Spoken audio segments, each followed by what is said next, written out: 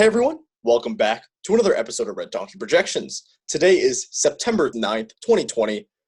Today we'll be discussing, is Biden slipping in Florida, and does it even matter at the end of the day? My name's Lucas, and I have Eric here as always. Hey everyone. And let's get right into it.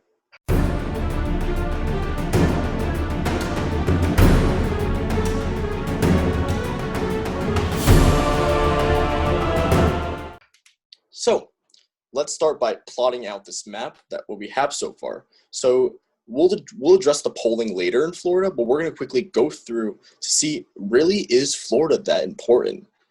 This is kind of backwards of what we usually do, because we usually go through like the polling first and then discuss importance, but we thought let's preface the video today by discussing the importance first, see if it really does matter. So I'm just plotting out our current 2020 prediction. For the 2020 presidential election, margins not included, to quickly see, is Florida really all that important at the end of the day? Or does Biden just not need it at all? Yeah. All right. I'm not going to dig into the significant polling right now, but there have been significant drops that, for some people, they should be concerned about if they are in support of Biden. Right. Let's take a look at this.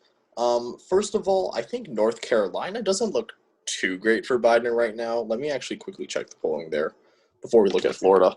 Wow, it's freezing up on me. Okay, North Carolina, 1.7 Biden up. Yeah, potentially could flip. So in this scenario, let's just say North Carolina flips anyway. And let's say Florida goes red. I mean, it doesn't really matter, does it? It's still 290 to 248. Biden still wins. He can lose. Yeah, you need 270 to win.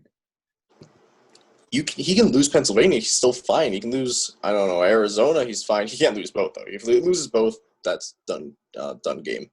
But Florida flipping is not the end of the world for a Biden loss, for a Biden victory.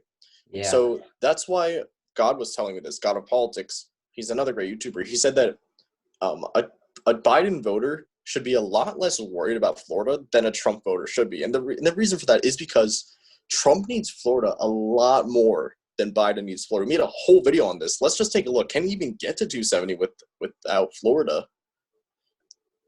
That's really tricky then. Like, what can he do? The blue wall doesn't look flippable at the moment, and especially Michigan is looking quite blue. The only thing he can do is flip Minnesota at that point. So that's not looking very likely at the moment.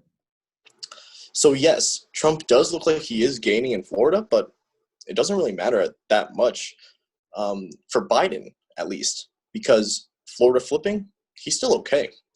Let's take a look at the polling now. Eric can kind of discuss the recent polls and why we, kind of chose to make this video here. Especially these two polls here, attracted us. For the most part, yes. So let's give a bit of context. We all know that the Democrats and Joe Biden's high point was a few weeks ago, sometime in mid-July, bit of August, but actually, 2 months ago already. Wow, time flies. So at this point, Biden was polling 7 points in Florida, which was looking very, very good. A lot of people were saying if the election was held in the end of July, Biden would win in a pretty significant landslide for certain. Because we made a video on Florida with Ethan and Bloggy, another YouTuber, and Biden was polling like 7 points. That has significantly dropped. And right now, his polling average is a mere 2.8. Even though it's 2.8 for a battleground state like Florida, Biden is still holding on to it pretty well. But the A+ pollsters on Marist College putting it as even and even +1 for Donald Trump should be a bit concerning. But once again, we did cover why and how Joe Biden could win Florida. And one more thing, actually, I think Lucas and I were talking about this before the recording, and the reason why Florida may have dropped so much is that Donald Trump is doing very well with the Hispanics that usually did come from Cuba. And they usually do lean a bit to the right. And I think they are contributing to this fall for Joe Biden and the Democrats. I think that's definitely part of it. Looking at this graph, though, it's kind of interesting to see that, and Ethan pointed this out too. Biden's numbers are relatively steady, I would say. I mean, they fluctuate between a point and 2 points. We had Trump down here at 42%. Now he's at 45%. So that's interesting to see. At one point in time, this was his very large high point. We did not expect this to go likely at all. We did not put it likely in our predictions. We put it as lean, and now I think we are going to shift it back to tilt because it is look like it. The race is tightening in Florida. So yesterday it was Trump plus Biden plus 1.8. I can't talk today.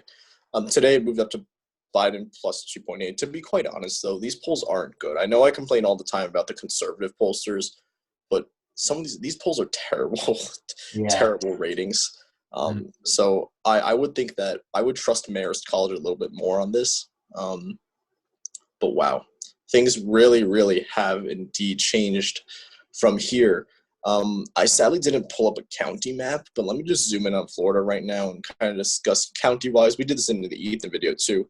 Miami-Dade County, which is in Florida, is a pretty strong Democratic stronghold. Florida is all about the margins. There's very little swing counties here. So you got to increase your margins in some of these counties. For example, Miami-Dade always votes Democratic, but it depends on the margins. If Biden can win here in a large margin, he can probably win the state. If not, he probably can't. So it's all about margins here in Florida. So Florida definitely will be a very interesting state to watch. Again, for Biden, it's a lot less important than it is for Trump. If you guys remember in 2016, Hillary spent a ton of money in Florida, which in my opinion was a terrible decision. She should have focused on locking down the Rust Belt. But she spent a ton of money in Florida. At the end of the day, she still lost. According to polling, Trump was up 0.2 before Election Day, and he ended up winning by 1.2. So that's a 1 point outperformance. If the election was held today and polling was as wrong as it was in 2016, Biden would still win 1.8. And 1.8 is actually a pretty good margin. So this will definitely be an interesting state to watch. And I think, is there anything else you want to add, Eric?